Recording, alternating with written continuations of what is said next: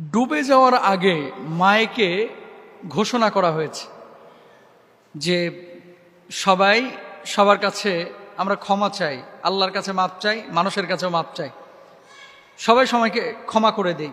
আচ্ছা, এরকম একেবারে উন্মুক্তভাবে মায়েকে এলান কোন সিচুয়েশনে, কোন পরিস্থিতিতে একজন মানুষ করতে পারে আপনারা কি বুঝেন? সকলের জন্য দোয়া করবেন, সবাই সবাইকে মাফ করে দিবেন, আল্লাহর হস্তে সবাই সবাইকে আল্লাহর হস্তে মাফ করে দিবেন। আর আল্লাহর এই গজবের জন্য সবাই দোয়া করবেন, আল্লাহ যেন সবাইকে রক্ষা করেন।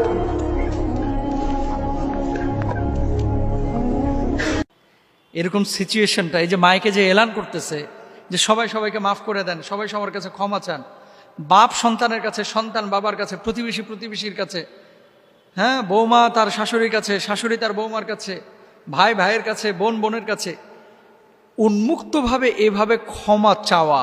নিচে পানির স্রোত, প্রতিটা মিনিটে মিনিটে পানির স্তর বাড়তেছে।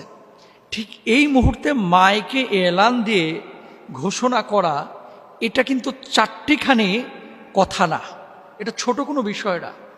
ওই পরিস্থিতিতে যারা ছিল বা আছে তারা জানে যে এটা কত কঠিন মুহূর্ত।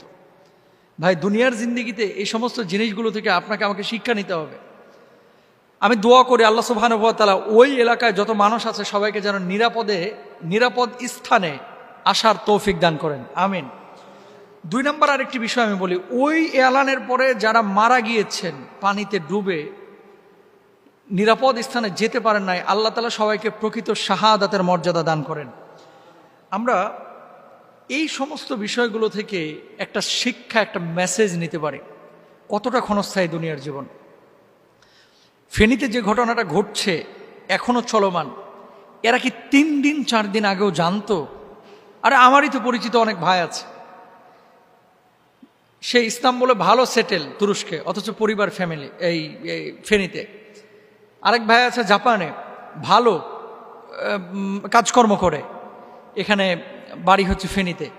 আমরা তো মাহফিল করি, এমন কোনো জেলা থানা উপজেলা নাই যেখানে আমাদের ভালোবাসার মানুষ নাই। কয়জনকে ফোন দেব, কয়জনকে, কত মানুষ এখানে নক দিচ্ছে, কান্না করতেছে, কয়জনের কান্নার শব্দ ধারণ করার মতো সক্ষমতা আমাদের আছে? আসলে নেই ভাই। কি শিক্ষা এখান থেকে আছে? জীবনের মোড়টা যে কোনো মুহূর্তে ঘুরে যেতে পারে, জীবন প্রদীপটা যে কোনো মুহূর্তে নিভে যেতে পারে। এখন ভালো অবস্থায় আছে, যে কোনো সময় অবস্থার পরিবর্তন ঘটে যেতে পারে, এটা কিন্তু কেউ জানি না আমরা। যে কোনো সময়, যে কোনো মুহূর্তে, যে কোনোভাবে, যে কোনো অবস্থা পরিবর্তন হয়ে যেতে পারে। সুতরাং জীবনের প্রত্যেকটি ক্ষেত্রে আমাদের উচিত হবে যে যে কোনো সিচুয়েশন হ্যান্ডেল করার মতো, গ্রহণ করার মতো আমাদের মানসিকতা, এটা আমাদের থাকা লাগবে। আরেকটা বিষয় আপনাদেরকে বলি প্রিয় ভাইরা আমার, সেটা হচ্ছে এই যে মাইকে এলান হলো বা ঘোষণা হলো, এলান বা ঘোষণার পরে অনেক মানুষ কান্নাকাটি করেছেন, ক্ষমা চেয়েছেন, আল্লাহর কাছে ইস্তেগফার করেছেন। যখন আপনি বুঝবেন যে আপনি মারা যাচ্ছেন বা মারা যাবেন, তখন অনেকে তওবা ইস্তেগফার আমরা বেশি বেশি করি। তো তাহলে তওবা ইস্তেগফার সে সময় না করে আরো আগেই আমাদের করা উচিত ছিল। রূহ যখন গলার মধ্যে চলে আসে তখন কিন্তু তওবা ইস্তেগফার আর কবুল হয় না।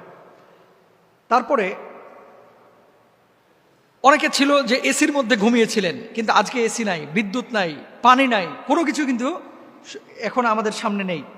তারপরে দেখেন আমাদের ভাইয়েরা যারা স্বেচ্ছাসেবক হিসাবে ঢাকা থেকে আপনার ইয়াতে গিয়েছে, এলাকায় গিয়েছে, এই ভাইয়েরা পর্যন্ত অনেকে বিপদে পড়ে গেছে, যাওয়ার আগে কখনো ফিল করে নাই যে আসলে এরকম এতটা ভয়াবহ মুহূর্ত। চট্টগ্রাম এবং কুমিল্লা হাইওয়ের যে রাস্তাটা, এই রাস্তাটা পুরো এখন ব্লক, এখানে গাড়িকে পর্যন্ত ভাসিয়ে নিয়ে চলে যাচ্ছে। তার মানে কতটা ভয়াবহ মুহূর্ত। 25-30 কিলোমিটার স্পিড বোর্ডে নিয়ে গেছেন, নিয়ে যাওয়ার পরে তারা যে ব্যাক করবেন এই সময়টা আর পাচ্ছেন না। এই জন্য বাংলাদেশে অতীতে অনেক বিপর্যয় আমরা দেখেছি, অন্যান্য বিপর্যয় আর এই বিপর্যয়টা ভাই এক না। আপনি আবেগের তাড়নায় একেবারে সাইকেল নিয়ে রওনা দিয়ে দিলেন যে আজকে ফেনীকে উদ্ধার করে ছাড়বো। আবেগের তাড়নায় আপনি একটা ওই যে কি বলে তরকারি বহন করে যে ছোট ছোট পিক আপ, এইটা নিয়ে 5 জন মিলে রওনা দিয়ে দিচ্ছেন ফেনীকে উদ্ধার করবেন। এগুলো আবেগ বেশি ভালো না, সিস্টেমেটিক কাজ করতে হবে। হেলিকপ্টার দিয়ে যেখানে পারতেছেন আপনি কিভাবে পারবেন?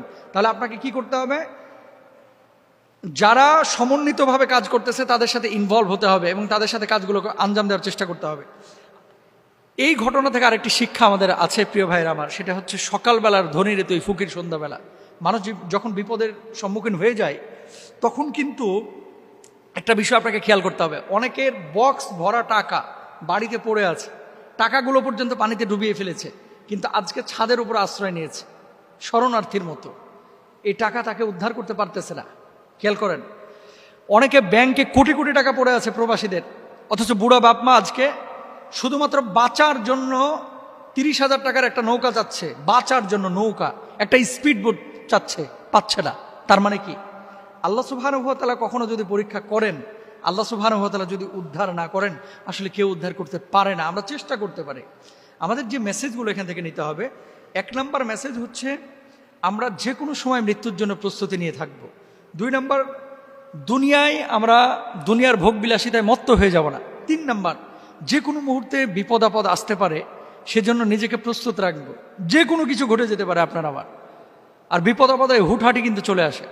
4 নম্বর, মাইকে যে এলানটা হয়েছে, সেই এলান থেকে আমাদের এতটুকু শিক্ষা নিতে হবে যে আপনার জীবন প্রদীপ একদিন আপনার নিভে যাবে, আমাদেরও নিভে যাবে। সেদিন কিন্তু আপনার ব্যাপারে ঘোষণা হবে যে মরহুম আব্দুল কুদ্দুস সাহেব আজ ফজরের নামাজের পরে দুনিয়া থেকে বিদায় নিয়ে চলে গেছেন, ইন্না লিল্লাহি ওয়া ইন্না ইলাইহি রাজিউন। মরহুম মুস্তাফিজ রহমানী দুনিয়া থেকে বিদায় নিয়ে চলে গেছেন, ইন্না লিল্লাহি ওয়া ইন্না ইলাইহি রাজিউন। এরকম ঘোষণা আপনারও হবে, আমারও হবে। তো এই ঘোষণার আগেই দুনিয়াটাকে সেভাবেই ব্যবহার করতে হবে, গ্রহণ করতে হবে, যাতে করে ওই ঘোষণার পরে আল্লাহর সন্তুষ্টি পরেও অর্জন করতে পারি, ঘোষণার আগে অর্জন করতে পারি। আল্লাহ তাআলা তৌফিক দান করুন, আমিন।